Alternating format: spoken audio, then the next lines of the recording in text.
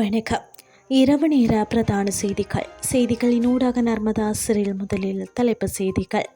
பேருந்து விபத்து, ஒருவர் உயிரிழப்பு, மாணவர்கள் உள்ளிட்ட பலர் காயம்.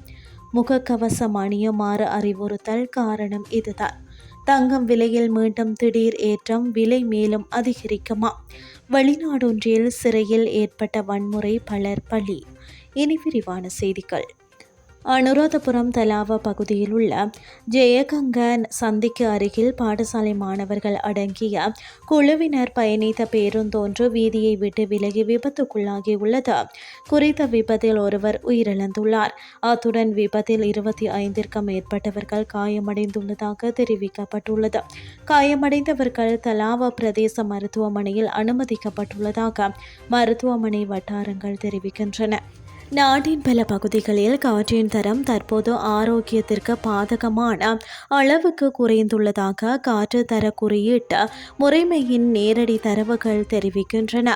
இதன்படி கதுருவெல, சிலாபம், அகரகம, வந்துரகல, திகன, மடம்பகம, கங்கமக, அக்கரைப்பற்ற, கலவான, முள்ளியாவலை, பன்னங்கண்டி மற்றும் உப்புவெளி ஆகிய இடங்களுடன் யாழ்ப்பாணம் மற்றும் கொழும்பின் பல பகுதிகளும் அடங்கும்.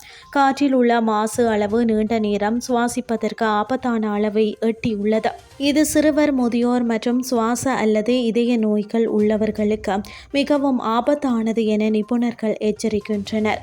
இதனால் குறித்த பகுதிகளில் வசிப்பவர்கள் வெளியில் செல்லும் போது முகக்கவசத்தை அணியுமாறு வலியுறுத்தப்பட்டுள்ளது.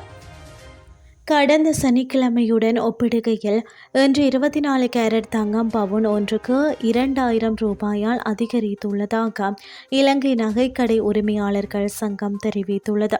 அந்த வகையில் தற்போதைய தங்க விலை நிலவரப்படி 24 கேரட் தங்கம் பவுன் ஒன்று 3,18,000 ரூபாயாக விற்பனை செய்யப்படுகிறது.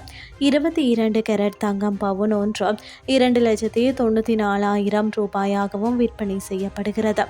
இதன்படி 24 கேரட் தங்கத்தின் 1 கிராமின் விலை 39,750 ரூபாயாகவும் 22 கேரட் தங்கத்தின் 1 கிராமின் விலை 36,750 ரூபாயாகவும் விற்பனை செய்யப்படுகிறது.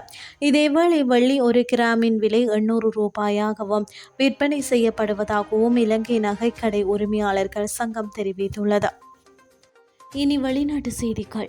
ஈக்வடோர் நாட்டு சிறையில் வெடித்த வன்முறை சம்பவத்தில் கைதிகள் 31 பேர் கொல்லப்பட்டனர். தென் அமெரிக்கா நாடான ஈக்வடோர் சர்வதேச போதைப் பொருள் கடத்தல் கும்பல் மற்றும் வன்முறையால் பாதிக்கப்பட்டுள்ளது. அங்குள்ள சிறைகளில் கைதிகளிடையே வன்முறை அடிக்கடி நிகழ்கிறது. மச்சாலா நகரில் உள்ள சிறையில் 2 கும்பல்களுக்கு இடையே மோதல்கள் ஏற்பட்டது. துப்பாக்கிச்சூடு நடத்தியும் கையெறி குண்டுகளை வீசியும் தாக்கிக் கொண்டனர். இந்த மோதலில் கைதிகள் 31 பேர் உயிரிழந்தனர். வன்முறையில் கைதிகள் மூச்சு திணறல் ஏற்பட்டு உயிரிழந்தது விசாரணையில் தெரிய வந்தது. மேலும் இந்த சம்பவத்தை பயன்படுத்தி சில கைதிகள் தப்பி சென்றனர். இந்த குற்ற சம்பவங்கள் குறித்து நடவடிக்கை எடுக்கப்படும் என ஜனாதிபதி டேனியல் நோபோவா உறுதியளித்துள்ளார்.